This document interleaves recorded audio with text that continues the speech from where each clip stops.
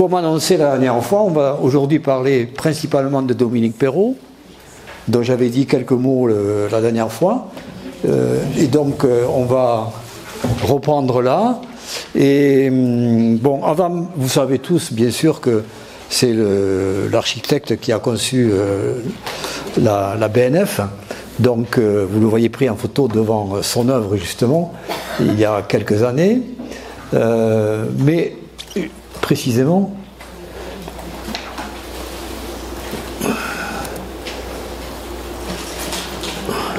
avant de vous parler de son travail sur la BNF, il se trouve qu'il a réalisé un édifice assez particulier qui est un peu méconnu dans son œuvre et qui est exactement contemporain à une année près du début, du démarrage du chantier de la Bibliothèque de France.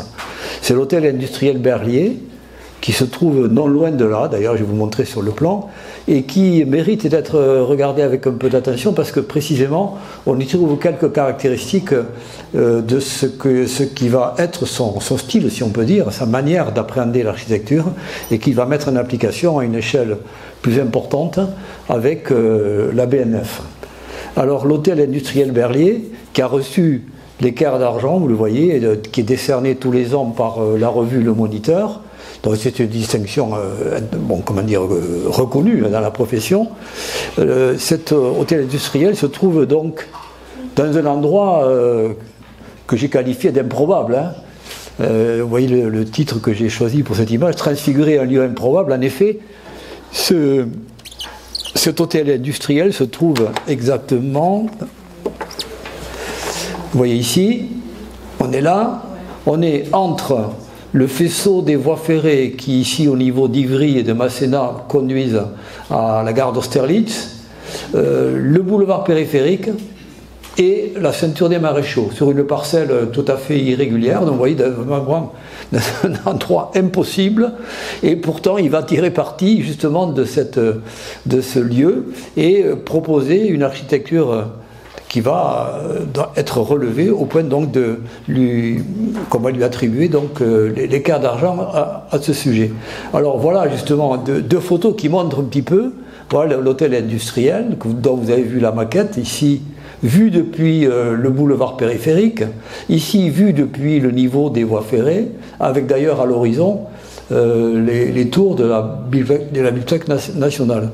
Alors vous voyez donc qu'il a tiré parti de ce lieu qui paraissait donc un lieu difficile à exploiter pour une architecture moderne. Alors, le voilà de plus près, et vous voyez qu'il s'agit d'un immeuble qui est une sorte d'étui en verre, vous voyez, qui présente une architecture tout à fait, épurée, voilà, où le verre donc permet de jouer sur la transparence de l'édifice et de laisser deviner les fonctions qui sont les siennes. Les fonctions qui sont les siennes, c'est hôtel industriel, c'est-à-dire un lieu qui reçoit des entreprises. Il y a dans cet immeuble une quarantaine d'entreprises qui emploient environ 500 personnes, vous voyez. Et donc c'est bien un lieu de travail dédié aux entreprises, dans laquelle lui-même d'ailleurs installera son propre studio pendant plusieurs années. Alors je vais vous lire à propos de cet immeuble les propres mots qu'il emploie lorsqu'il présente son travail. Voilà, essayez de les retrouver, voici. Alors, voici les mots qu'il emploie à ce sujet. Ne pensons plus qu'il existe des lieux maudits, prenons plutôt l'énergie là où elle se dégage. Sur ces incessants trafics d'objets roulants et volants, mouvement perpétuel de l'urbain, portons un autre regard pour y ajouter, toujours et encore, un presque rien et un je ne sais quoi, qui, avec la volonté de vouloir, créeront l'évidence d'une transfiguration du lieu. Bon. Vous voyez que Dominique Perrault, c'est manier la rhétorique, le langage. En ce sens, c'est pas tout à fait un hasard s'il est proche de l'avant-garde des plasticiens de l'époque, le courant qu'on appelle le minimalisme, par exemple, l'école new-yorkaise du minimalisme, avec Donald Judd en particulier, qui est une de ses figures les plus importantes, ou bien l'art conceptuel. Et donc, il sait très bien parler de son travail en des termes qui seraient ceux, disons, de la revue Art Press, par exemple, qui est un peu la revue de référence pour l'art contemporain. Mais néanmoins, dans son propos, il y a l'idée que donc il faut vivre avec son temps en quelque sorte. Donc, on est dans le temps du mouvement, dans le temps, comment dire, de la circulation généralisée dans une grande agglomération comme la région parisienne, et donc on peut tirer parti de n'importe quelle parcelle à condition d'avoir une vision qui permettent de la mettre en valeur. Donc c'est ce qu'il s'est efforcé de faire avec cet hôtel industriel qui, vous le voyez, se dresse littéralement au-dessus des caténaires qui surmontent les voies ferrées d'Ivry. Voilà, ce paysage industriel, ferroviaire, et voilà lui-même, vous voyez, pris en photo à l'époque où il avait donc, dans ces années-là, son studio installé dans ces mêmes lieux. C'est lui-même qui est pris en photo là, à l'époque où il avait davantage de cheveux qu'aujourd'hui, et qu'il ne les rasait pas tout comme il le fait aujourd'hui. Non, mais vous voyez que donc il illustre bien cette idée que cette parcelle qui était particulièrement ingrate, on peut l'exploiter pour en tirer un parti architectural. Remarquez au passage également que ces grandes verrières qui sont très soigneusement collées ensemble, comportent à l'intérieur toute une série d'étagères ou du moins de brises-soleil qui peuvent servir d'étagères, et que également il y a des gaines horizontales qui reçoivent les circulations, tous les circuits et réseaux qui doivent alimenter un hôtel industriel moderne, et qui sont utilisés à des fins aussi plastiques, puisque vous voyez qu'elles viennent rythmer un petit peu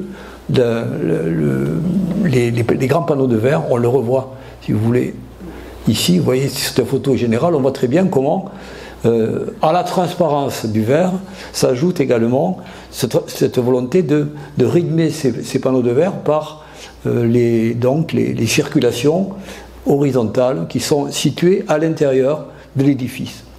Alors, vous voyez donc, à travers cet exemple-là, je voudrais montrer un certain nombre de particularités de Dominique Perrault, et en particulier son goût, donc je le répète, pour le minimalisme, qui est un des grands courants de l'art contemporain qui émerge à ce moment-là, qui s'affirme sur la scène internationale à partir de son foyer new-yorkais. Le minimalisme, l'art conceptuel, représenté donc en France, mettons, à l'époque, si vous voulez, c'est Daniel Buren. Daniel Buren, c'est un bon exemple de ces artistes qu'on appelle conceptuels de cette fin du XXe siècle. Alors, ça va s'exprimer de manière spectaculaire avec cette réalisation que tout le monde connaît, donc la Bibliothèque nationale de France, qui a été donc conçue à la fin des années 80. Exactement, le concours a eu lieu en juin 89, et donc il a été désigné comme lauréat de ce concours au cours de l'été qui suit, juin 89, au cours de l'été 89. Et donc à partir de là s'engage un vaste chantier qui va l'occuper pendant 10 ans, parce que là j'ai mis les dates. 1984, vous savez que François Mitterrand, qui avait fait de ce grand chantier un de ses grands objectifs de son second mandat, tenait au moins, avant de quitter le pouvoir, tenait à l'inaugurer. Donc tout a été fait pour que, au moins en grande partie, la BNF soit livrée à temps. Mais en fait, en 1995, elle n'était pas entièrement terminée, et il a fallu encore plusieurs années avant qu'elle s'achève totalement. Disons qu'il faut attendre 97, 98 pour que ça soit vraiment terminé. Donc en tout, c'est une décennie de travail complet pour l'agence de Dominique Perrault. Et vous voyez justement que ça confirme ce que je vous disais à propos du minimalisme. Elle reçoit dès son ouverture le prix Mies van der Rohe, qui est attribué tous les 2 ans par l'Union européenne en fait, qui donc tous les 2 ans attribue à une œuvre significatives de l'architecture contemporaine sont pris. Donc un architecte qui peut être un architecte soit déjà confirmé, soit un jeune architecte qu'il s'agit d'encourager. En tout cas, vous voyez que dès que cette bibliothèque est livrée, elle reçoit ce prix. Et Mies van der Rohe, bien entendu, c'est intéressant parce que précisément Dominique Perrault se réfère à Mies van der Rohe. Je pense que vous connaissez tous, enfin vous connaissez sans doute une partie de l'œuvre de Mies van der Rohe qui a été, vous le savez, un des grands architectes du Bauhaus et le dernier architecte en titre avant sa fermeture par les nazis en 1933. En 1936, et donc il s'est rendu célèbre dans les années 20 par la réalisation notamment du pavillon allemand de l'Expo universelle de Barcelone, où il figure toujours. Enfin, il a été reconstruit, vous pouvez le voir au pied de Montjuïc, là où avait été installée l'Expo universelle de 1927. Et c'est là d'ailleurs que le jury de ce prix se réunit tous les 2 ans pour attribuer son prix. Donc la référence à Mies van der Rohe est tout sauf fortuite. C'est vraiment pour Dominique Perrault une filiation centrale dans son travail. Pensez notamment au travail que Mies van der Rohe a fait aux États-Unis, puisqu'il a émigré aux États-Unis comme Gropius au cours des années 30, fuyant l'Allemagne nazie, et donc il a installé aux États-Unis. C'est lui qui est un peu le créateur des immeubles de verre et d'acier qui vont se répandre un peu partout dans le monde à partir de l'exemple de New York ou de Chicago. Mies van der Rohe donc a livré par exemple un des immeubles iconiques des années 50 qui est le Seagram Building. Regardez sur internet, vous verrez le Seagram Building. C'est un des beaux immeubles de verre et d'acier qui est installé sur Park Avenue à New York. Voilà, donc c'est en référence à ce grand architecte que Dominique Perrault donc travaille aussi, de même qu'une de ses grandes références, c'est l'architecte américain Louis Kahn, qui est également un des grands architectes de cette période. Alors, c'est l'exat contemporain du musée Guggenheim. Et j'ai tenu à vous le montrer parce que tout le monde le connaît. Je pense que tout le monde ici connaît le musée Guggenheim. Et donc, d'où ma question. Ça apparaît véritablement comme un anti-Guggenheim. J'ai mis un point d'interrogation.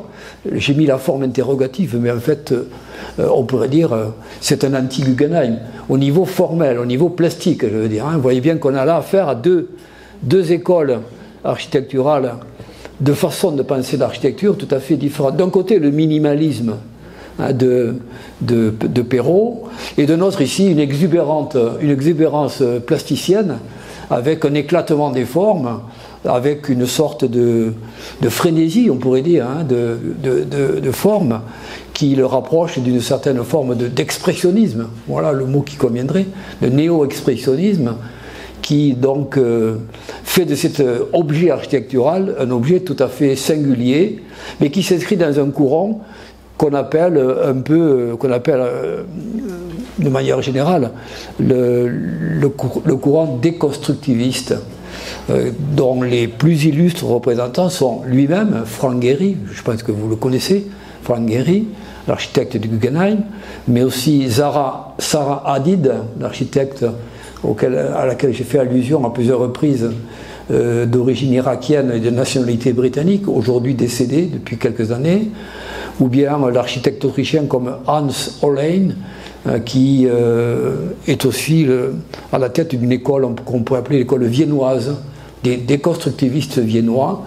Donc je veux dire qu'il y a dans l'architecture actuelle, contemporaine, depuis les années 80, un courant comme ça, d'inspiration postmoderne déconstructiviste, et qui a à côté de ça, et Dominique Perrault en est vraiment un bon exemple, un courant qui se veut au contraire très minimalisme et qui met en avant la pureté des formes, l'économie des moyens, tout à fait l'inverse de ce qu'est le Guggenheim de Bilbao. Alors voilà, maintenant, comment Perrault aborde ce chantier qui va marquer sa carrière. La construction d'un paysage, parce qu'effectivement, au-delà du bâtiment lui-même, on voit qu'il a été conçu comme un élément central de la construction d'un paysage parisien. Et vous voyez que de façon significative, au cours des mois où se met en place son projet, il propose pour cette implantation, vous voyez écrit en bas, une étude urbaine. Donc c'est aussi pour vous rappeler que Dominique Perrault est non seulement un architecte formé en tant que tel aux Beaux-Arts de Paris, mais aussi il a reçu une formation d'urbaniste en tant que tel, de même que de plasticien. Donc vous voyez, il a plusieurs casquettes, et ici c'est l'urbaniste qui s'exprime à travers un projet, et vous voyez qu'il s'intitule lui-même Dominique Perrault, architecte urbaniste. Hein, c'est clair et net. Hein.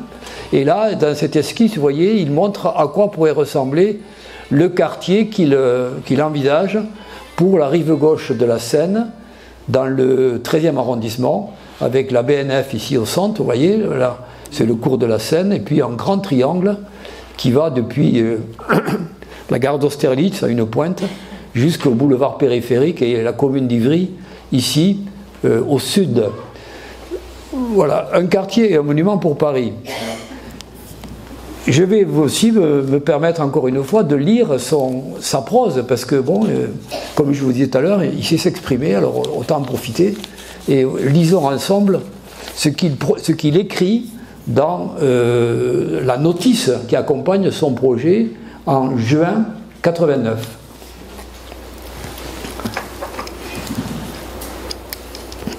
Alors, une place pour Paris, une bibliothèque pour la France. Citation complète, hein. Un lieu initiatique et non un bâtiment monstre croisé entre temple et supermarché. Donc vous voyez, il s'élève contre l'idée qui aurait pu être un projet, c'est de faire un énorme bâtiment intégrant toutes les fonctions d'une grande bibliothèque et qui se serait dressé là sur les rives de la Seine avec un volume gigantesque, ce qui aurait pu être bon, le cas.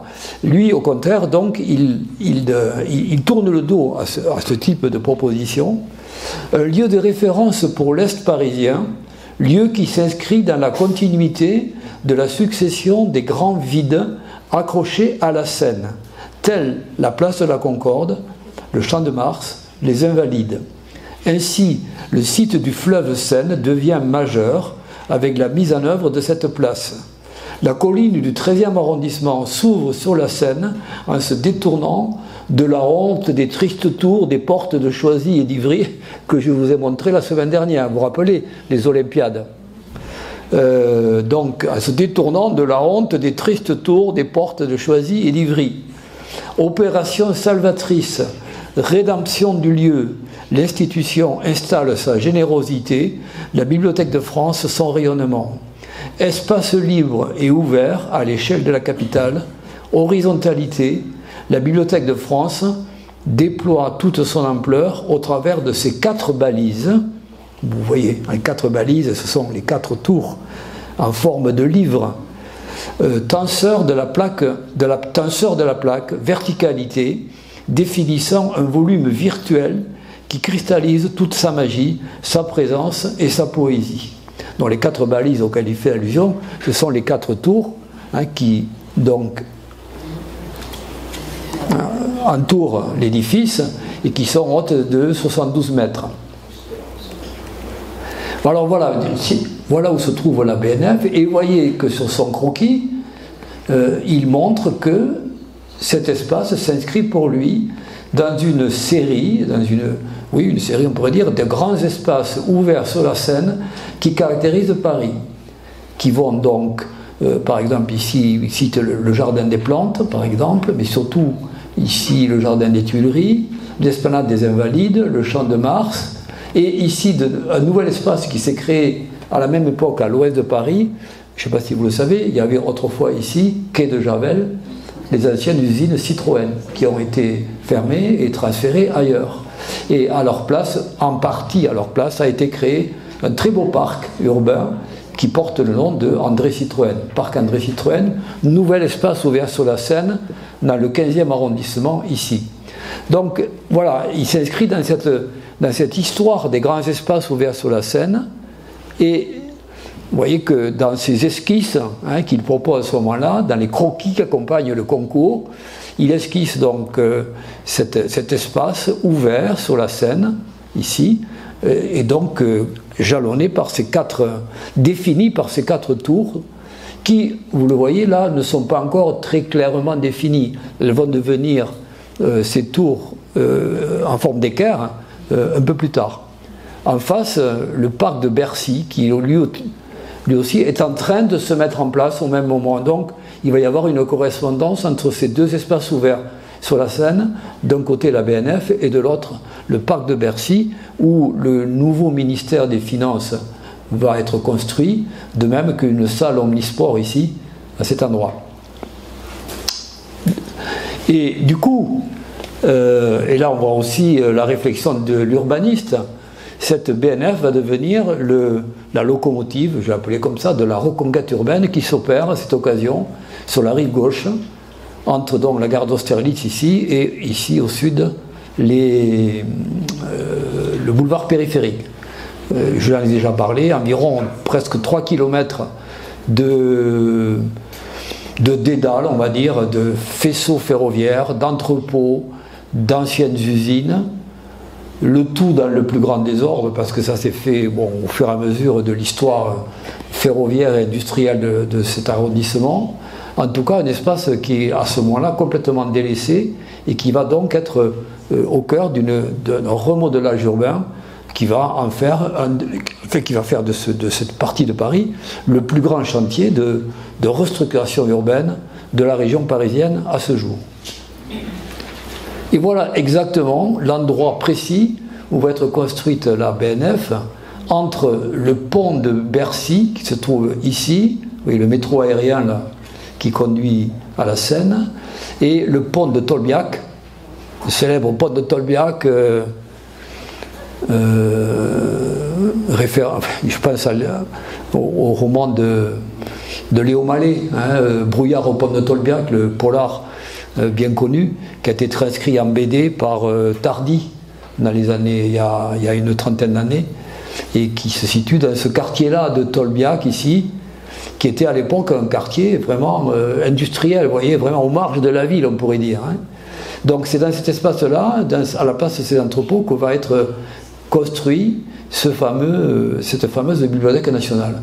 J'ai oublié de dire, mais enfin, je pense que vous le savez, que si on construit une BNF là, c'est parce que l'ancienne est devenue obsolète. C'est-à-dire l'ancienne, la vénérable bibliothèque nationale de la rue de Richelieu, qui est au cœur de Paris, est évidemment, ne peut plus faire face aux besoins de stockage, de conservation de toute la documentation des livres et de toute la documentation qui s'accumule au fur et à mesure des années, et que donc depuis pas mal de temps on est en train de réfléchir à créer une nouvelle bibliothèque nationale qui prendra la place de l'ancienne. Et à l'époque on a réfléchi à plusieurs endroits, on a réfléchi à d'abord dans Paris même, puis on a pensé à la banlieue, y compris par exemple du côté de Saint-Denis, là où on construit aujourd'hui le village olympique et les installations pour 2024. En fait, on avait pensé à un moment donné, dans cette zone-là, peut-être, installer la nouvelle bibliothèque. Finalement, ça ne s'est pas fait, et on a justement choisi cet endroit avec l'idée que précisément, ça servirait de locomotive à la reconstruction, au remodelage urbain de cette zone. Donc Paris intramuros, mais dans un arrondissement considéré, ou une zone en tout cas considérée comme périphérique à l'intérieur du Paris traditionnel. Alors voilà maintenant le résultat des courses, avec la BNF qui est maintenant au centre de ce nouveau quartier, que vous voyez maintenant entièrement bâti, et je vous ai parlé la semaine dernière du travail qu'a fait Christian de Portzamparc dans cette zone-là, ici, au sud, la zone donc BNF Masséna, avec l'université Diderot, les anciens moulins de Paris qui ont été reconvertis en université. Donc ça a bien servi de locomotive, de navire amiral à la reconquête urbaine de cette zone, et donc de ce point de vue de la reconquête urbaine, c'est vraiment une réussite tout à fait, je trouve, assez exemplaire. ceci dit, après, on peut discuter du choix architectural lui-même, hein, du type d'édifice qui a été choisi. Le voilà, hein, maintenant, tel qu'il se présente, une photo prise il y a quelques années, et on voit très bien que ce bâtiment se dresse à majesté dans ce nouveau quartier, face à la Seine, adossé donc à la colline du 13e arrondissement qui monte ici, là, sur la gauche de l'image, avec donc tout un quartier qui a été rénové complètement et qui est donc devenu un des quartiers les plus dynamiques du Paris actuel, hein, puisque là, par exemple, outre la BNF, tout un tas d'entreprises sont installées du secteur des services, par exemple. Et là, par exemple, vous avez ici les anciens entrepôts de la Cernam qui ont été longtemps menacés et qui sont devenus aujourd'hui une énorme pépinière de start-up qui s'appelle la station F, et qui est donc F parce que bâtie par l'ingénieur architecte Fraissinet. C'était la halle Fraissinet, qui était la halle de la Cernam, des services des messageries, sauvée, réhabilitée et transformée, donc je le répète, en pépinière de start-up qui a la réputation d'être la plus grande pépinière d'Europe. Et c'est l'œuvre de l'homme d'affaires Xavier Niel. Peut-être vous connaissez Xavier Niel comme étant le propriétaire de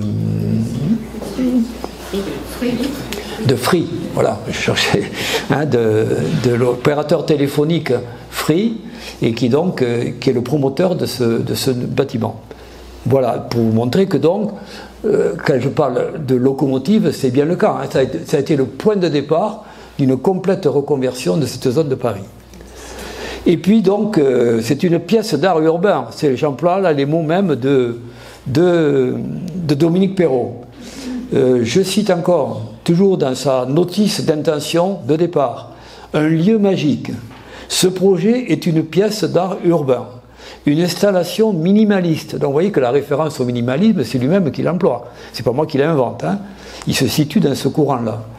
Le less is more de l'émotion. Je vous rappelle que less is more, c'est l'expression moins c'est plus célèbre que aurait énoncé Mies van der Rohe pour définir ce que devait être une architecture digne de ce nom, qui supprime les décorations superflues et se concentre sur les formes pures, le less is more de l'émotion, où les objets et leur matière ne sont rien sans les lumières qui les transcendent.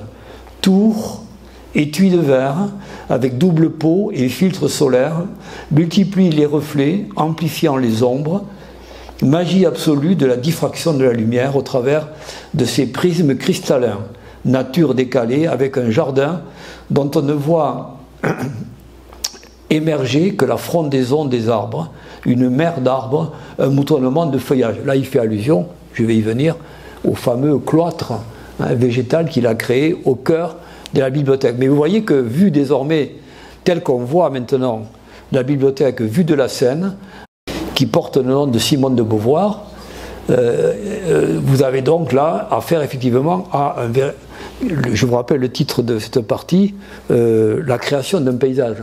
Il a véritablement créé un paysage dans ce 13e arrondissement, dans ces rives de la Seine, dans laquelle d'ailleurs les affreuses tours dont il parle finalement finissent par s'inscrire dans cette création.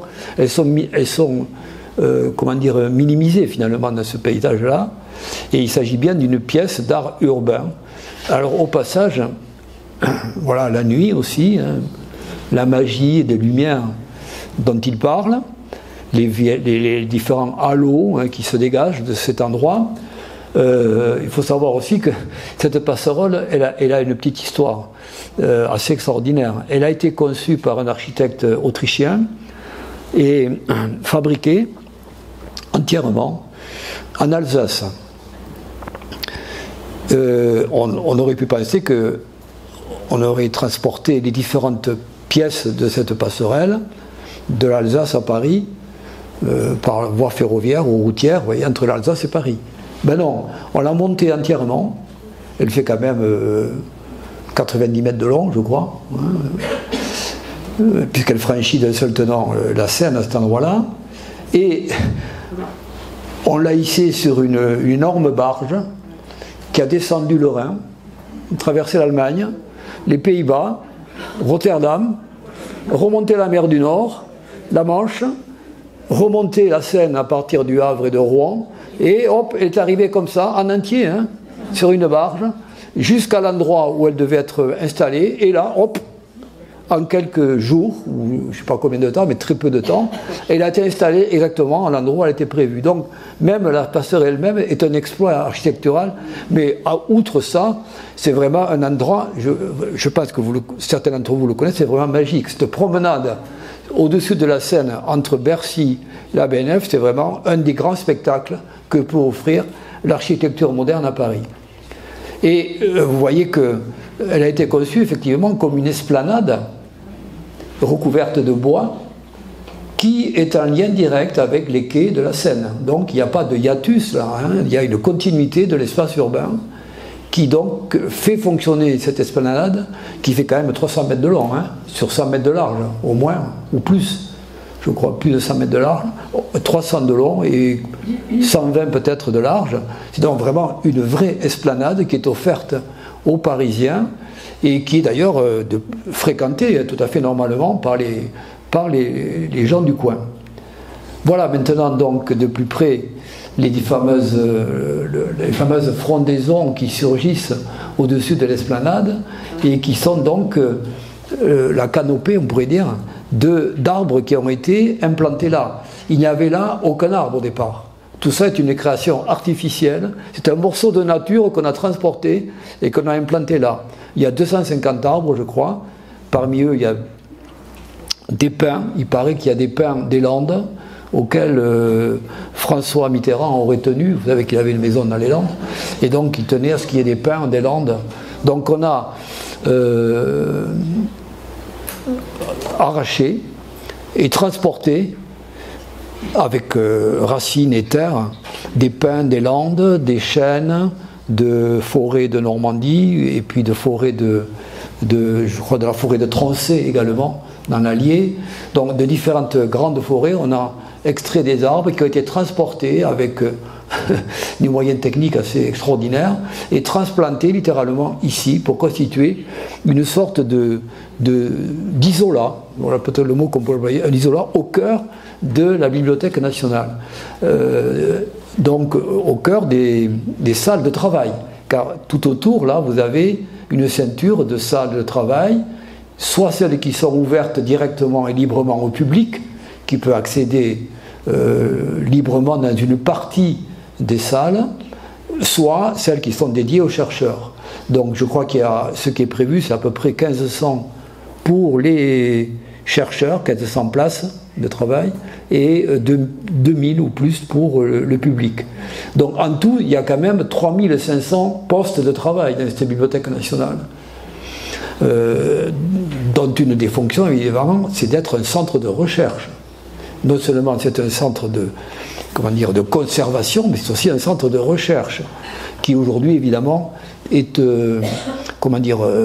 par le biais de l'informatique est accessible du monde entier, notamment grâce au logiciel Gallica que vous connaissez peut-être, qui permet d'accéder aux millions de documents qui ont été désormais transformés en fichiers numériques. Donc on peut consulter à distance, y compris les collections historiques de la bibliothèque, celles que finalement plus personne ne pouvait toucher, puisqu'il y a là des documents absolument uniques, remontant au Moyen-Âge, ou l'Antiquité, et que plus personne ne peut toucher, en dehors de quelques chercheurs probablement privilégiés, mais la plupart des gens ne pouvaient plus avoir accès à ces documents. Mais on peut y avoir accès grâce à la magie d'Internet, par les fichiers informatiques.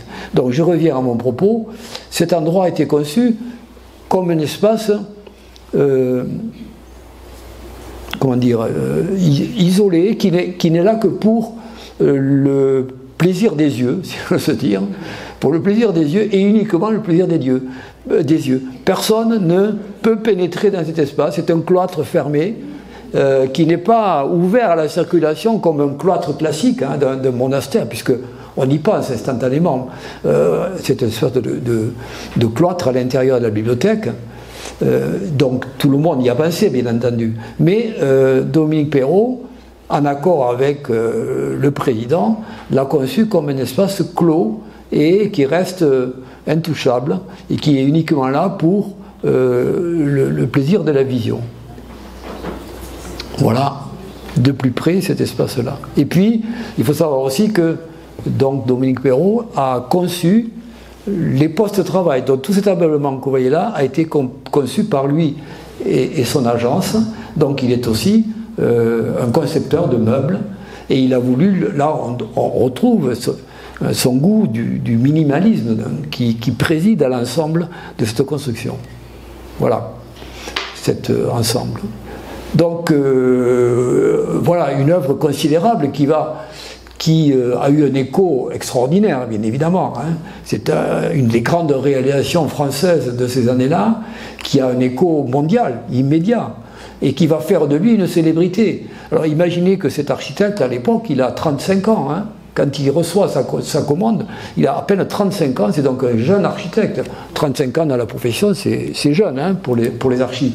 Donc il est au début de sa carrière, et cette célébrité soudaine va être à la fois, comment dire, elle va effectivement lui servir dans sa carrière, mais en même temps elle va être un fardeau, parce que précisément, lui-même le dit, dans les années qui suivent, on a considéré que on m'avait, moi, Genot, là, sur le marché de l'architecture, on m'a confié un chantier absolument considérable, et que donc il a suscité pas mal de jalousie dans la profession, ce qui se comprend, et qu'on lui a reproché d'avoir été choisi un peu par la volonté du président, au détriment d'autres projets qui auraient pu également voir le jour. Et donc ça a pesé assez lourd sur sa carrière en France notamment, parce que pendant des années finalement il ne recevra plus aucune, considérant qu'il a été servi, on peut dire pour 10 ou 20 ans, finalement on s'abstiendra de lui confier de nouveaux chantiers en France, de chantiers publics, hein, je parle là, puisqu'il s'agit là de commandes publiques, et donc il en pâtira finalement. Et c'est des cas l'international qui va faire sa carrière pratiquement dans les années qui suivent. Là, la reconnaissance que lui a apporté ce chantier va être véritablement profitable, et il va donc avoir pas mal de commandes, de prestige même, dans beaucoup de pays comme aussi variés que l'Espagne, la Corée du Sud ou d'autres pays européens, ou l'Allemagne, dont je vais vous parler maintenant. Car en effet, dans les années qui suivent, il va recevoir également une très belle commande à Berlin, dans le cadre de la candidature de Berlin aux Jeux Olympiques de l'an 2001. Donc vous savez que les villes se positionnent souvent pour essayer d'obtenir du CIO la désignation comme ville olympique. Berlin, dans ces années-là, nous sommes en 80, vous voyez, 91, 92, c'est le Berlin qui est juste réunifié. Nous sommes dans l'Allemagne qui vient de se réunifier en 90 officiellement, avec la réunion des deux Allemagnes et la réunion des deux Berlins. Donc c'est dans ce cadre-là que la ville candidate aux prochains Jeux Olympiques qui finalement ne lui seront pas attribués, puisque c'est Sydney, en Australie, qui recevra ces Jeux de l'an 2000. Néanmoins, la ville donc s'équipe d'un certain nombre d'installations qui auraient pu servir dans ces JO. Et en particulier, vous voyez, là vous voyez également hein, l'architecte plasticien, l'architecte minimaliste qui fait une proposition pour le vélodrome et la piscine olympique tout à fait singulière hein, et qui sont vraiment des objets, là encore, comme il le disait, là, dans des pièces d'art urbain. Là, on pourrait reprendre l'expression, il s'agit également de pièces d'art urbain qui sont installées dans l'ex-Berlin-Est. Si vous connaissez Berlin, il doit y en avoir parmi vous, c'est un quartier qui est devenu très populaire après la chute du mur, qui était un quartier populaire qui s'appelle Prenzlauer Berg, et où beaucoup de jeunes berlinois de l'Ouest sont allés s'installer dès la chute du mur pour profiter de loyers très bon marché et de prix d'appartements également à l'époque bon marché, ce qui fait qu'il y a toute une population de l'Ouest qui a migré vers l'Est à ce moment-là, et c'est dans ce quartier-là que donc on a choisi d'installer ce vélodrome et cette piscine, qui sont, vous le voyez, légèrement enfouies. Elles sont donc, elles ne sont que partiellement visibles au ras du sol, et donc constituent de ce point de vue une espèce de singularité dans le paysage, en n'escamotant pas le paysage. Encore une fois, vous voyez le souci de ne pas s'imposer de manière dramatique, je veux dire, ou mélodramatique dans le paysage, comme ont parfois tendance à le faire des constructions sportives majeures d'aujourd'hui, qui sont souvent des objets architecturaux gigantesques. Pensez aux grands stades, par exemple, de type olympique ou de football, qu'on trouve un peu partout dans le monde. Là, au contraire, il y a une volonté d'effacement dans le paysage urbain.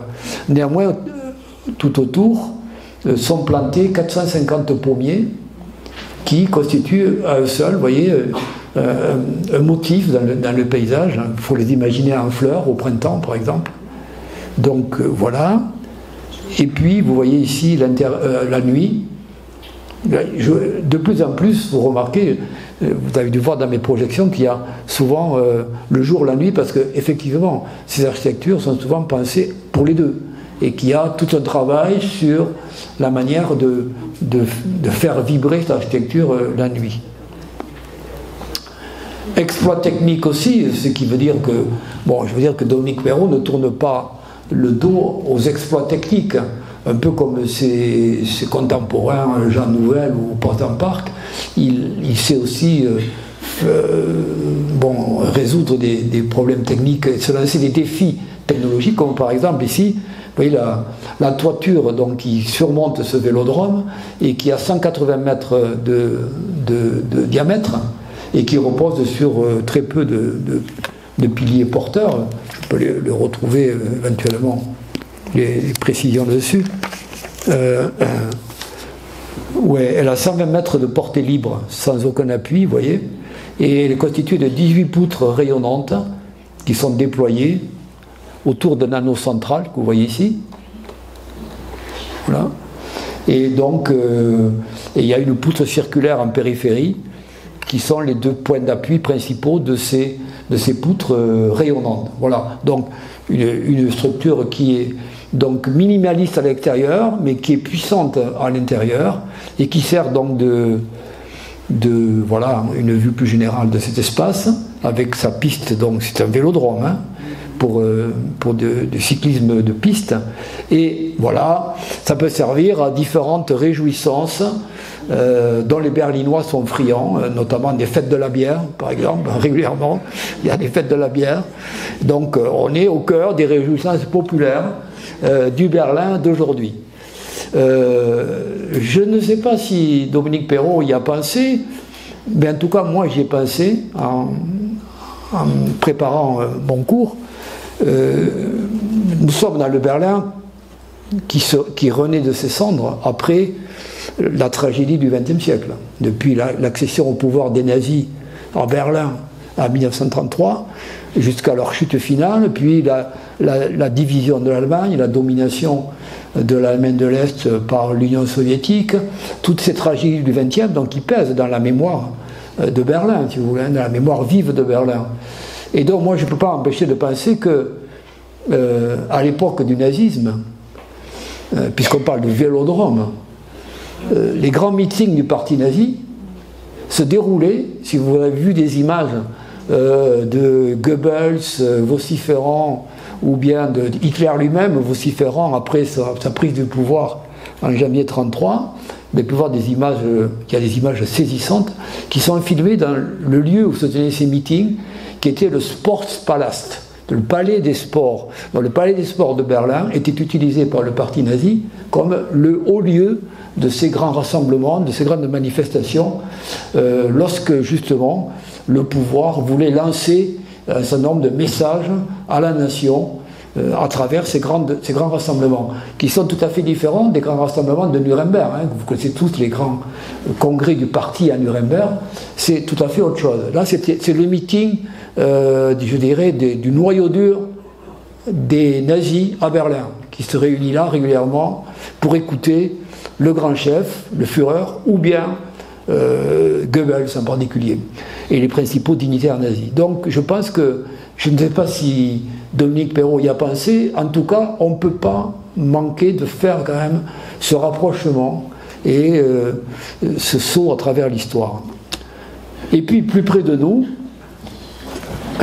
et là vous pouvez y aller, il a réalisé donc à la fin des années 2000 un théâtre qui s'appelle le Théâtre des Cordeliers, dont vous voyez ici l'aspect un peu au lointain, au-delà des toits du vieil Albi, le Albi vénérable qui se trouve autour de le quartier épiscopal, quoi, autour de la cathédrale Sainte-Cécile, et tous ces quartiers qui sont d'ailleurs aujourd'hui classés au patrimoine mondial de l'UNESCO.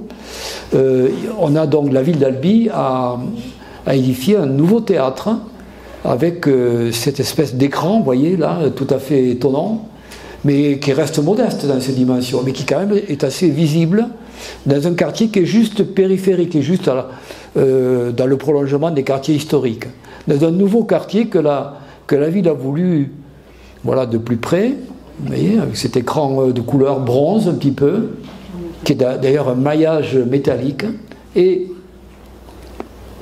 voilà, c'est un peu la tête de pont d'un nouveau quartier qui s'appelle donc le quartier culturel des Cordeliers, que la ville a voulu organiser autour de ce théâtre et d'autres lieux de culture ou du savoir.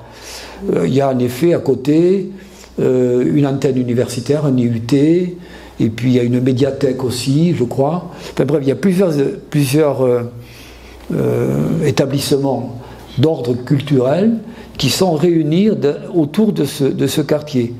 Car, et là c'est qu'on retrouve le talent architectural et urbanistique de Perrault, ce théâtre est conçu comme un élément, vous voyez, d'un aménagement urbain plus complet, avec esplanade, jardin, vous voyez, un espace urbain complet, et pas simplement un objet comme ça solitaire, un objet célibataire, hein, mais la conjugaison à la fois d'une belle réalisation architecturale et d'un réaménagement urbain, qu'on peut voir de jour et là encore de nuit.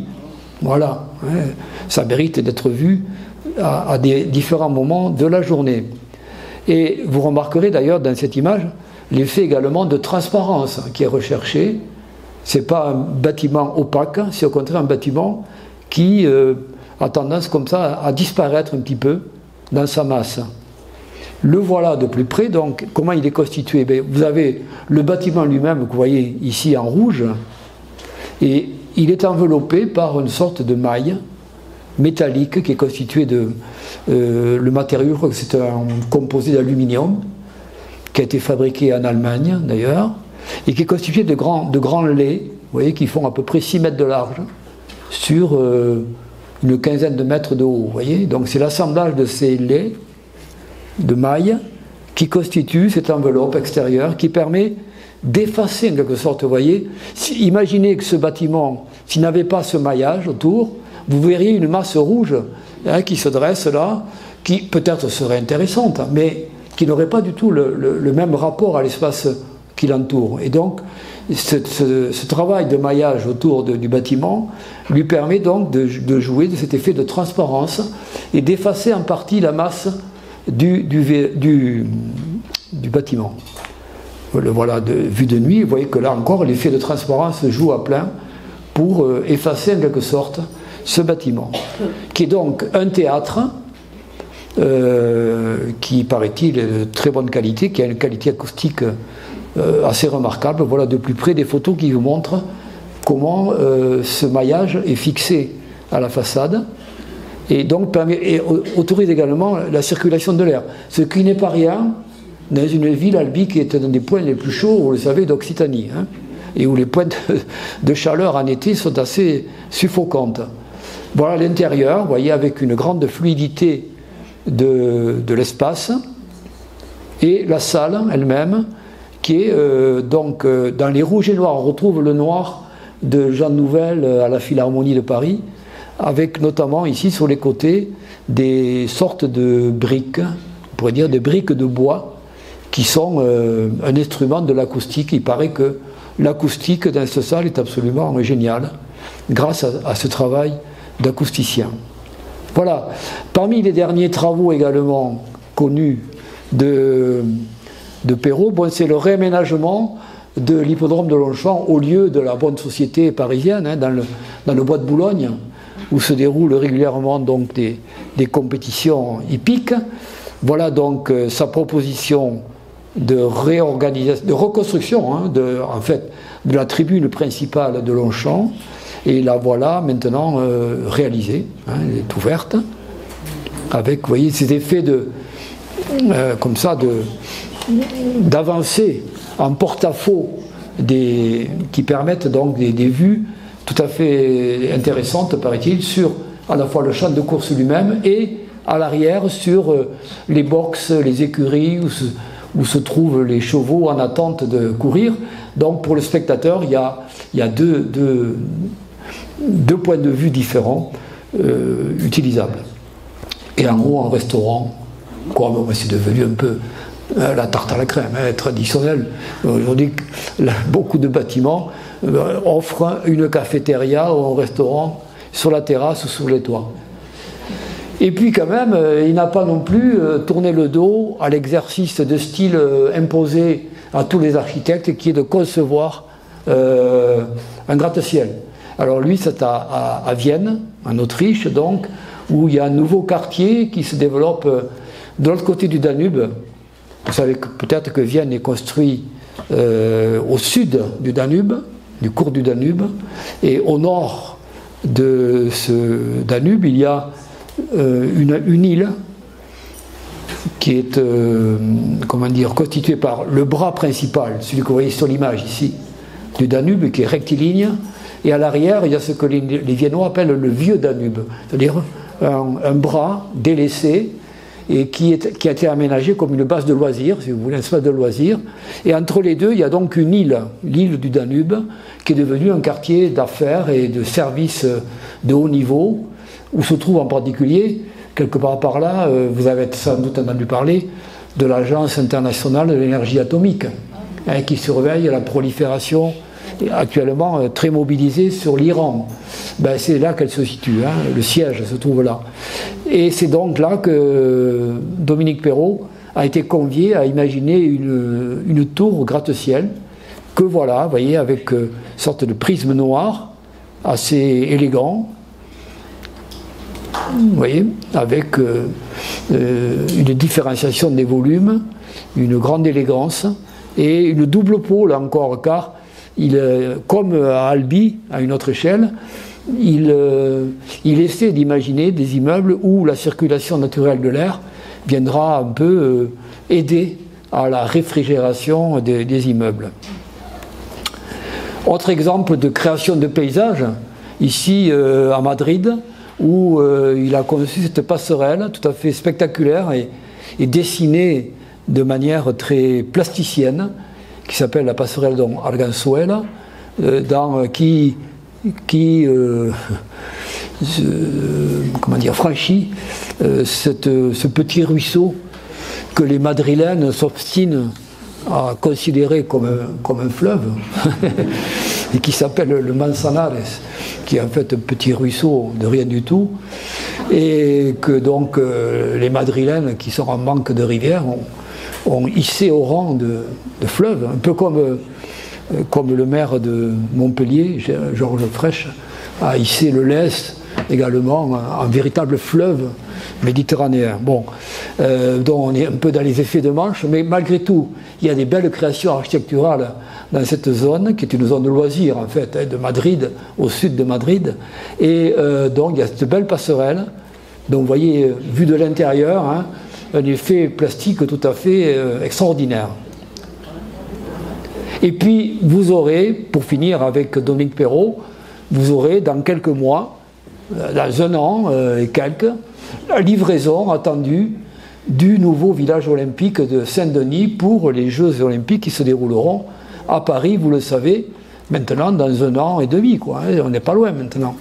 Donc ce village olympique, vous voyez ici, il en est le maître d'œuvre, l'architecte en chef, si vous voulez, il n'a pas dessiné les bâtiments. Lui, il est l'aménageur en chef de ce quartier, qui est construit donc à la fois sur la ville, la commune de Saint-Denis, ici, et l'île Saint-Denis, qui est une autre commune, ici sur la Seine, et Saint-Ouen ici, un peu à droite de l'image. Voilà.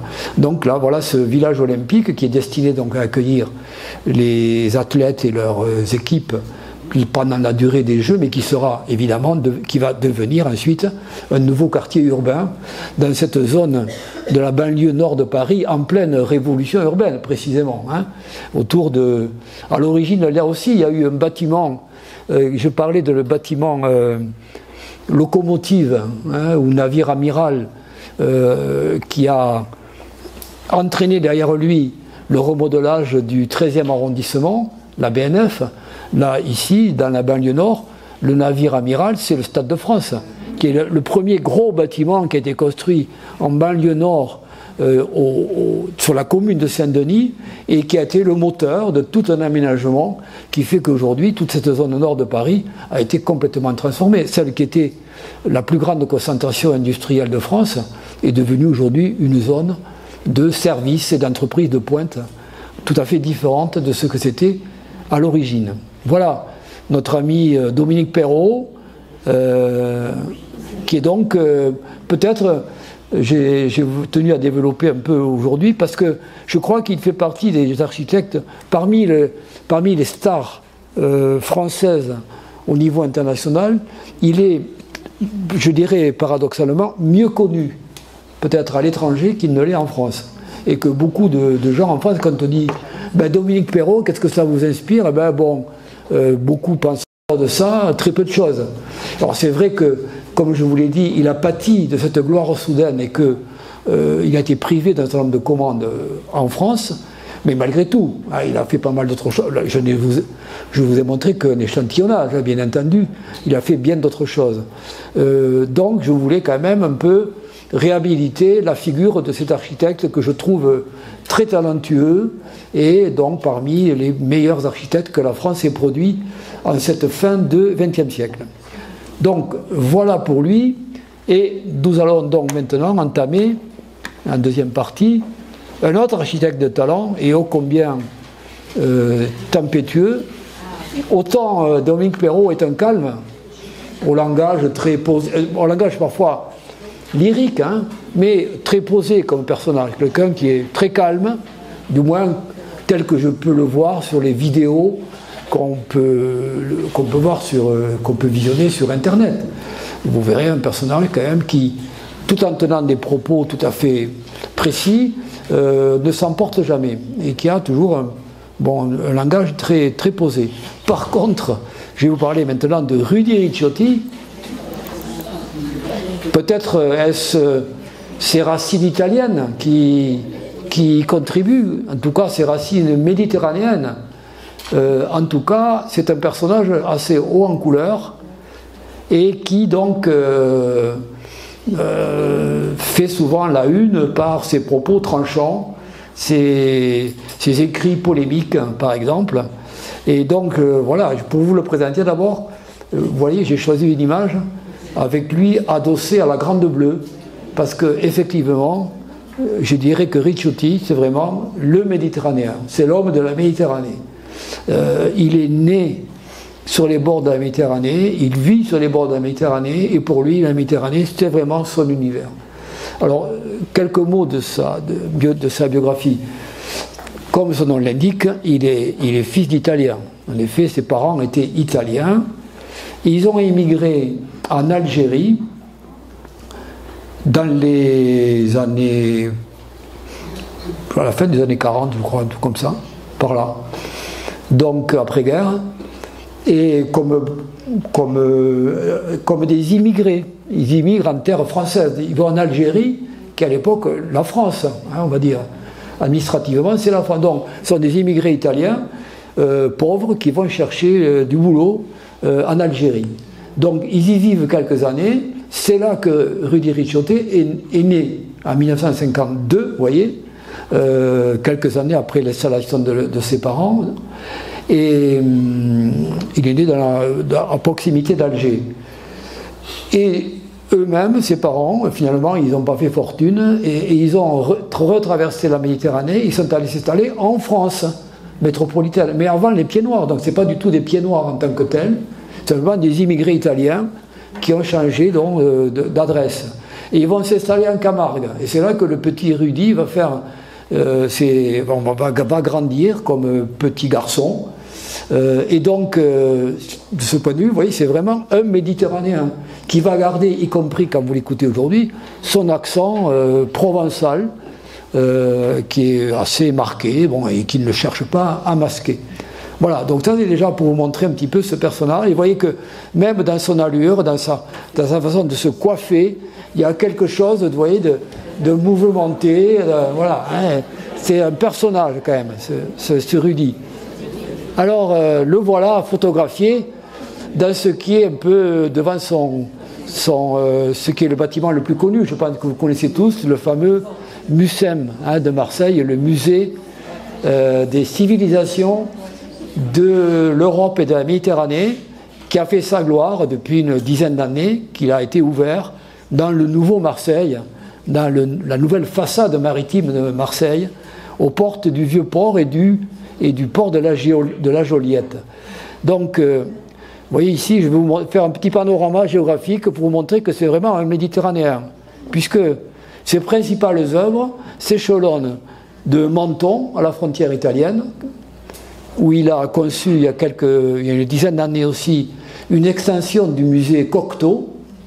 Vous voyez, un très beau bâtiment avec ce matériau blanc, ce béton blanc qu'il affectionne. Je vais vous en montrer d'autres exemples. À propos, ce musée a souffert des inondations catastrophiques d'il y a 2 ou 3 ans maintenant. Vous savez, ce qui a dévasté la vallée de la Roya, Menton est en bas, hein, c'est juste en bas là. Et donc ce musée a été affecté par les inondations, et donc je crois qu'à ce jour il est encore en travaux de restauration. À l'opposé du blanc de Menton, le pavillon noir à Aix-en-Provence, qui est le conservatoire de danse de la ville d'Aix-en-Provence.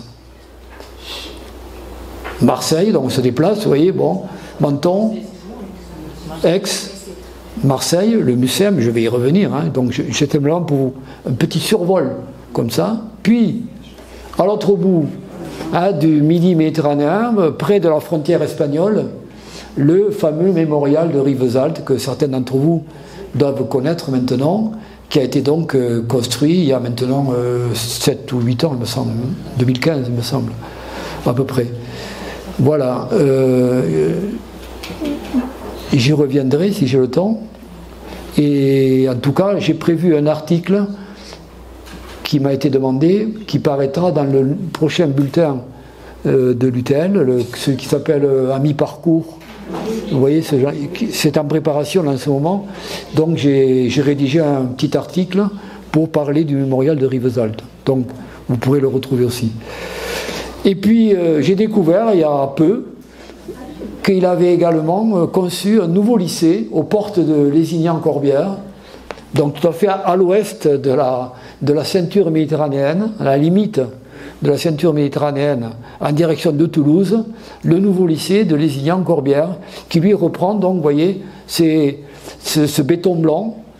Donc, vous voyez comment il alterne aussi hein, dans le choix des couleurs entre le blanc et le noir. Peut-être que ça reflète quelque chose de son tempérament aussi.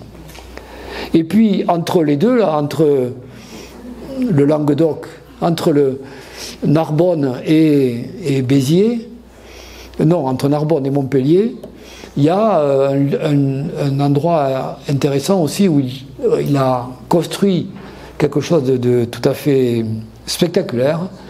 C'est au lieu dit le Pont du Diable. Vous savez que le Pont du Diable, c'est la sortie des gorges de l'Hérault qui descendent des plateaux calcaires là, du nord de l'Hérault et qui se ferait un passage à travers ces falaises.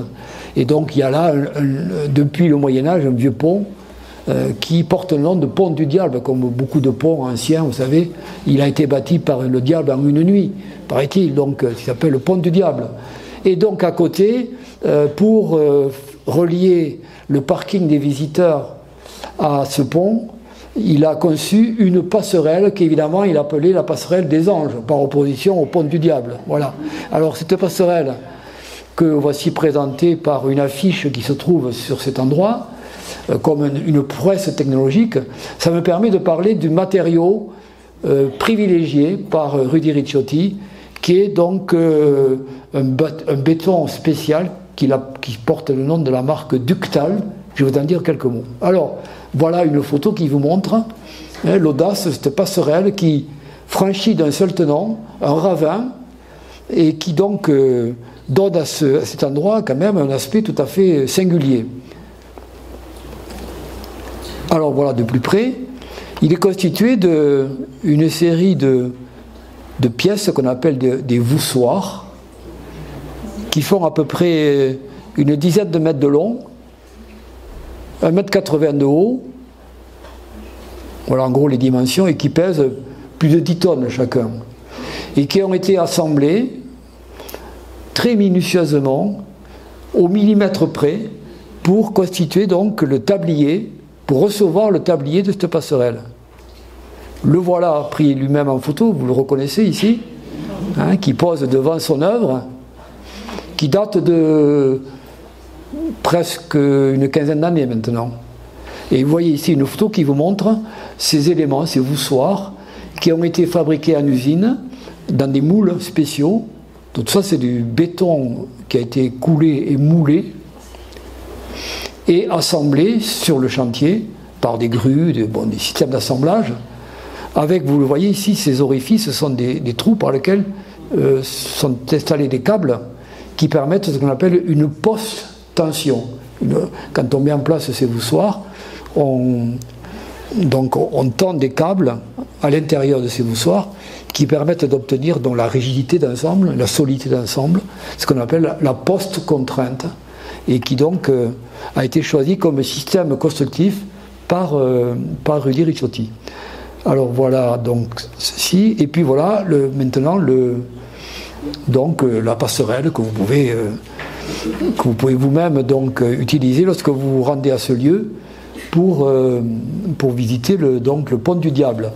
Alors vous voyez que ici j'ai marqué donc le matériau privilégié par l'architecte qui porte la marque Ductal. Ça c'est une marque déposée, c'est fabriqué par Lafarge, qui est le grand fabricant de ciment français, et en fait c'est ce qu'on appelle en langage technique un BFUP, c'est-à-dire un béton fibré ultra haute performance. Voilà ce que ça veut dire, BFUP.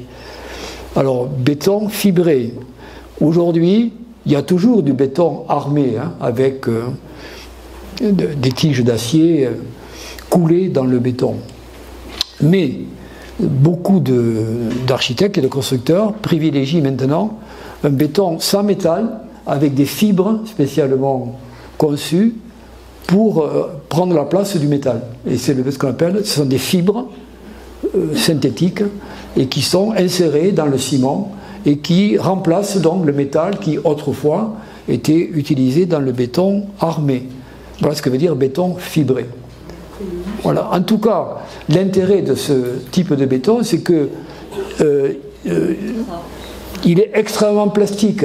On peut lui donner des formes tout à fait extraordinaires. Et donc, imaginez des structures porteuses tout à fait originales, ce qu'il ne va pas manquer de faire. Vous allez voir tout à fait tout un nombre d'œuvres qu'il a réalisées qui vous montrent les possibilités plastiques absolument extraordinaires, et on pourrait presque dire sans limite, de ce matériau relativement nouveau. Mais les grands débuts de Rudy Ricciotti sur la scène nationale, ça va être, avant tout ce que je vous ai montré là, de Menton à Rivesaltes, ça va être à Vitrolles, le fameux stadium qui va beaucoup faire parler de lui à divers titres. D'abord par la proposition absolument radical, on pourrait dire, de ce projet, qui est véritablement comme une sorte de... pas de cube, mais bon, il dit un cube, mais c'est pas véritablement un cube, c'est un parallépipède, un rectangle, en quelque sorte, une sorte de Kaaba, de Kaaba qui serait donc installé sur un terrain vague à la périphérie de Vitrolles, la commune de Vitrolles, qui à ce moment-là, Vitrolles c'est une ville périphérique de Marseille, hein. C'est une ville nouvelle qui a été conçue dans les années 70-80 comme une ville nouvelle aux portes de Marseille et qui a grandi K1, KA au cours des années qui ont suivi et qui donc à l'époque où nous nous plaçons veut s'équiper d'un nouveau stade parce qu'il y a une équipe de handball qui est assez renommée qui dispute le championnat de France et parfois le championnat d'Europe. Donc c'est un beau club de handball et donc on veut lui offrir un bel écrin pour ses prestations. C'est le projet ça, hein, le stadium de Vitrolles. Mais donc la proposition de Rudy Ricciotti est assez radicale puisqu'il s'agit donc d'un bloc de béton noir avec ses spots, vous voyez, lumineux et construit sur un endroit là encore impossible.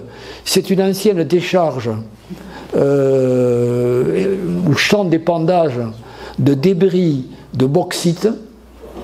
Et vous savez que la bauxite est de couleur rouge. Hein, donc la bauxite, je rappelle, c'est la matière première de l'aluminium. C'est le minerai avec lequel on fabrique l'alumine puis l'aluminium. Et donc les résidus de bauxite sont rouges. Et donc c'était aux portes de la ville, et c'est là qu'on lui propose de construire donc le stadium. Ben, il prend le pari, et donc il propose un cube noir sur fond rouge. Voilà, c'est comment il le présente. Alors il est livré, donc vous voyez, au milieu des années 90. Et puis voilà dans quel état il se trouve aujourd'hui. Sur son terrain vague, parce qu'il y a toute une histoire là-dedans. En effet, entre la commande de 90 faite par une municipalité socialiste et la livraison en 96, il s'est passé des petits événements du côté de Vitrolles, je ne sais pas si vous vous en souvenez, puisque c'est à ce moment-là qu'intervient la fameuse scission du Front National qui voit Bruno Maigret quitter le Front National, entraînant avec lui des centaines de cadres, et qui va tenter sa chance électorale à Vitrolles. Finalement, bon, passons les détails, c'est sa femme qui va être élue maire de Vitrolles. Et donc, le stadium en question va être considéré comme un objet pestiféré par la nouvelle municipalité qui ne va rien faire pour le maintenir en état. D'autant plus que, si je me souviens bien, lorsqu'ils ont été élus en 98, ce stadium a servi de théâtre à des manifestations anti-Front National, notamment des concerts rock, vous voyez, on pourrait qualifier de anti-FAF pour utiliser un vocabulaire d'aujourd'hui. Bref, c'est devenu un objet brûlant, une patate chaude entre les mains de la nouvelle municipalité qui a décidé de le laisser tomber. Et du coup, donc, ça a été laissé à l'abandon, et comme ça jusqu'à aujourd'hui. Donc cet objet étrange, voilà dans quel état il se trouve. Voilà comment il était à l'origine, à l'intérieur, et puis voilà comment il est maintenant pillé, squatté, etc. Bref, voilà. Certains aujourd'hui, il y a une association qui s'est constituée pour essayer de le réhabiliter, de lui trouver une nouvelle fonction, comme salle de concert peut-être, ou de spectacle, parce qu'il n'y a plus de club de handball à Vitrolles. Bon, voilà l'état des lieux d'un bâtiment qui a été lui aussi un peu une malédiction pour Rudy, parce que il le dit lui-même, bon, après quand il se présentait à des concours pour des bâtiments publics et que il passait devant les jurys, bon, ben, c'était Rudy Ricciotti, le type de Vitrolles, hein, donc il était bon, un peu sur une liste noire de gars à éviter, quoi. Il valait mieux éviter de choisir Rudy Ricciotti parce que c'était plutôt une source d'embêtement qu'une vraie solution. Donc voilà, ça a pesé quand même sur le début de sa carrière, à lui aussi.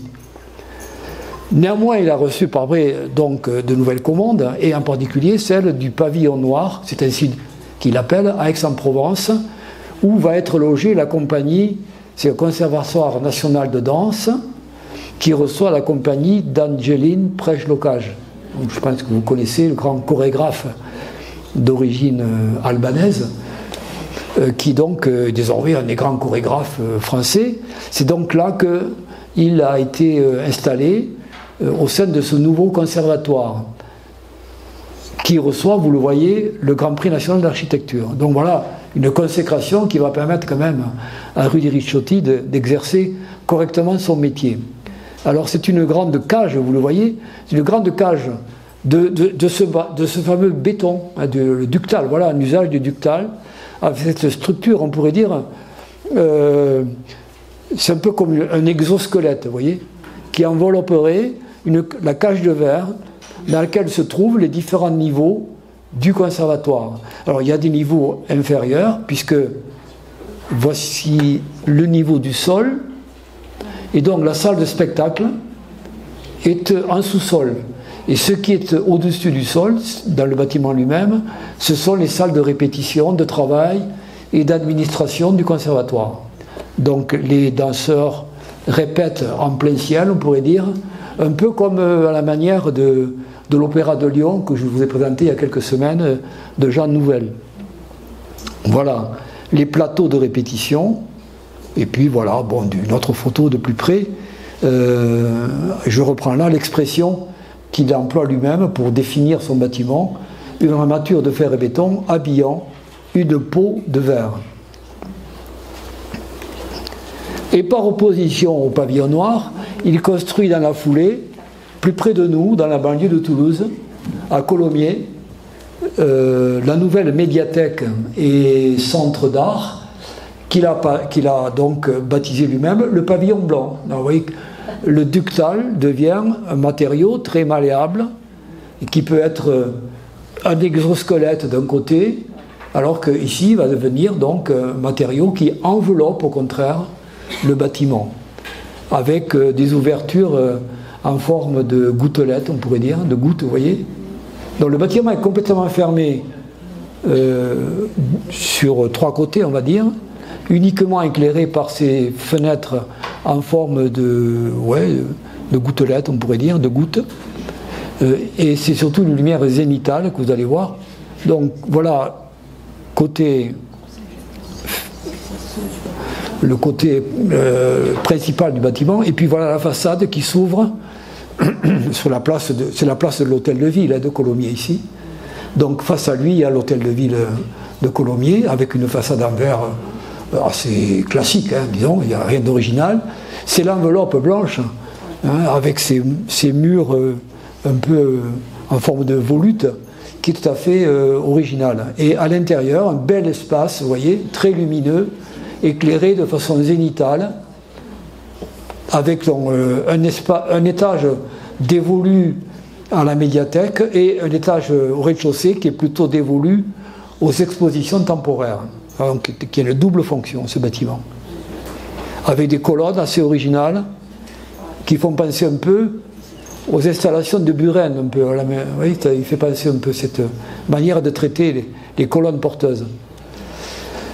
On va peut-être terminer aujourd'hui avec une de ses plus belles réussites, je trouve. C'est le nouveau département des arts de l'islam au Louvre, vous voyez, qui est très récent, en 2012, donc ça fait à peine 10 ans. Je ne sais pas si il y en a qui le connaissent parmi vous peut-être. Bon, il peut être un département un peu moins fréquenté que les départements de peinture française ou autre, ou italienne, mais en tout cas c'est un très bel endroit. Donc je vous recommande la prochaine fois que vous allez au Louvre, ne manquez pas le département des arts de l'islam, à la fois pour son contenu qui est magnifique et pour son contenant qui est donc l'œuvre de Rudy Ricciotti. Alors vous voyez que ça, on pourrait dire que c'est un aspect un peu métaphorique, hein, une espèce de tapis volant, un peu comme le voleur de Bagdad, hein, c'est les arts de l'islam, donc du monde arabe en particulier. Donc je crois que c'est voulu, hein, de la part de Ricciotti de concevoir comme ça une espèce de tapis flottant à l'intérieur de l'architecture néoclassique de la cour qu'on appelle la cour Visconti, qui est née sous le Second Empire. Hein. donc qui est un vocabulaire néoclassique. Voilà, en coupe, vous voyez comment ça s'inscrit dans le bâtiment avec les poteaux porteurs qui sont très profondément enfoncés dans le sol et qui donc portent cette espèce de tapis, on va dire, de tapis au-dessus de l'aile en question. Alors, voilà ce que ça donne, vous voyez, hein, à l'intérieur de la cour, avec ce très beau voilage, on pourrait dire, où on retrouve un petit peu la couleur bronze. Vous vous rappelez le maillage de Dominique Perrault-Alby? On est dans des teintes qui sont assez voisines. Alors, il est constitué de centaines et de centaines de petits triangles, que vous voyez de plus près ici. Et il y a une triple, la couverture est constituée donc d'une triple épaisseur de matériaux, qu'on voit de plus près, vous voyez ici. Donc la partie, il y a une partie, donc il y a trois types de couverture ici, qui se terminent par cette sorte de maillage, donc métallique aussi, qui est calculé pour laisser pénétrer très largement la lumière, mais une lumière très douce, ce qui fait que à l'intérieur de cette aile, au lieu d'avoir des éclairages brutaux qu'aurait pu générer cette installation au milieu d'une cour comme ça, on a, voilà, bon, ici des photos de la mise en place pour vous montrer la technicité quand même hein, de cette couverture, qui n'a l'air de rien, mais qui est vraiment, qui a demandé beaucoup de travail et de technique. Et voici à l'intérieur, avec cette magnifique lumière, vous voyez, très douce et très homogène, qui permet de mettre en valeur l'ensemble des objets qui sont exposés ici. Donc, il y a deux niveaux. Un niveau ici, avec des objets qui ne craignent pas trop la lumière du jour. Et au niveau inférieur, vous avez plutôt les objets qui sont un peu, qu'il faut préserver, même d'un éclairage doux, et donc qui sont en sous-sol. Donc, à un double titre, hein, comme je le disais au début, à la fois pour son contenu et pour son contenant, une visite qui s'impose. Et donc voilà le musée Jean Cocteau, qui est de la même époque, vous voyez, 2011, c'est à peu près les mêmes années, vous l'avez vu tout à l'heure, donc qui est constitué de ce fameux ductal. Maintenant vous connaissez le ductal, le béton fibré, qui permet d'imaginer, vous le voyez, des structures tout à fait étonnantes, de jour et de nuit. Encore, vous voyez les effets de jour et de nuit qui sont tout à fait intéressants. Voilà comment ça se présente. Bon, alors le Mucin. Donc le Mucin qui est quand même son chef-d'œuvre, celui qui l'a fait connaître un peu partout en France et dans le monde, et qui donc assoit sa notoriété aujourd'hui, qui est un très beau bâtiment, une très belle réalisation, qui se situe donc dans le Nouveau Marseille, à l'entrée du Vieux-Port, que vous voyez ici, vous voyez l'entrée du Vieux-Port ici, avec le Fort Saint-Jean, et au départ de ce qu'était le port, le grand port du 19e et du 20e siècle, qu'a été Marseille, porte de l'Orient, et longtemps premier port de Méditerranée. Donc c'était là que se situait la grande activité portuaire de Marseille, dans les bassins qu'on appelle les bassins de la Joliette, notamment ici, qui ont été le cœur du port, fin 19e jusqu'aux années 60-70. Maintenant, le gros du port se trouve à Fos-sur-Mer. Hein. Et il n'y a plus ici que des ferries pour l'Algérie, par exemple, ou bien des bateaux de croisière. Alors ici, ce bâtiment fait partie, là encore, d'une stratégie de reconquête de ces quais hein, du port, comme un élément de remodelage urbain dans ce grand chantier qu'on appelle Euro-Méditerranée. Mais passons là-dessus, mais il faut l'avoir en tête pour comprendre l'intérêt qu'y a porté Rudy Ricciotti. Alors donc, ce musée est censé être un musée ethnographique, consacré aux civilisations d'Europe et de Méditerranée, et on y a de toute façon, ça a été un peu polémique, une partie des collections du musée de l'Homme de Paris, par exemple, qui ont servi à garnir les collections de Marseille, qui n'avaient pas elles-mêmes, jusqu'à ce présent, de collection particulière de ce point de vue. Alors voilà, vue du ciel un peu, notamment où on connaissait, là, vous voyez, la passerelle, vous voyez comment le type de passerelle qu'il a expérimenté dans l'Hérault va lui servir ici pour relier d'une part le Mucem lui-même au Fort Saint-Jean, et puis il y a une autre passerelle, la voici cette passerelle ici, puis il y a une autre passerelle qui va du Fort Saint-Jean au quartier du Panier, hein, qui est le quartier traditionnel de Marseille qui domine le Vieux-Port. Voilà ce bâtiment vu sous différents aspects, avec notamment ce voilage ici en haut qui protège également du rayonnement et qui produit des effets d'ombre et de lumière tout à fait intéressants. Voilà son plan d'ensemble. Voilà le bâtiment lui-même, vous le voyez ici. Ça, c'est les salles du musée. Et elles sont entourées par une sorte de péristyle, si j'ose dire, qui est constitué par des colonnes de ductales qui donc sont l'ossature d'ensemble du bâtiment.